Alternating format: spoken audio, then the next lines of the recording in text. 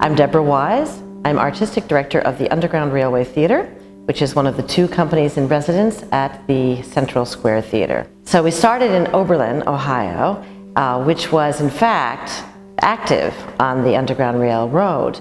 And those students and professors who began Underground Railway Theatre thought that was the most seminal, impactful part of the history of that college community. In spite of the diversity of the themes that we might tackle, or the subjects that we might take on, the plays that interest us, move us for various reasons, what really grounds us is a vision that combines politics and poetry. The work of Underground Railway Theatre has, since its inception, when we were a touring company for many years, we moved to Cambridge in 1979, we've always been led by that idea, whether it's been the creation of a piece about the Central American Sanctuary Movement, or homelessness, or about women's reproductive rights, or our youth pieces about reading and people who overcame challenges to gain literacy. And of course, we've had signature pieces through the years like Are You Ready, My Sister? Or The Spirit of Harriet Tubman. And as we toured nationally, we also performed locally. We performed at the Y many years ago. And we performed at every public school in Cambridge. We've done a lot of projects with the public schools and the high school.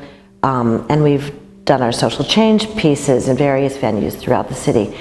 What we've been trying to do is to build around each performance what we call central conversations, pre- and post-show conversations with local activists, educators, scholars, community folks, to engage in authentic conversation around the themes of each piece. And sometimes we also add more eccentric ways of engaging with the work, like having a dance class or having a musical performance.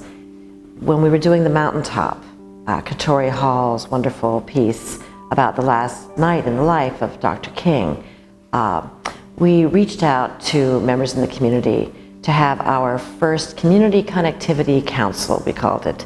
We invited people who were part of various kinds of social change movements who saw themselves working in the spirit of Dr. King.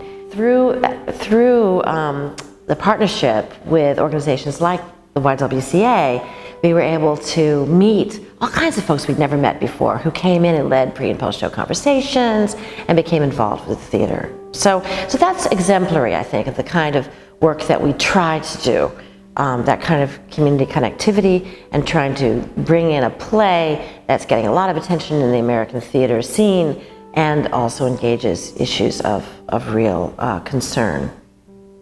Well, of course, I feel very much honored to be offered this recognition, and I feel it's not just for me, I feel it's for the work of our theater.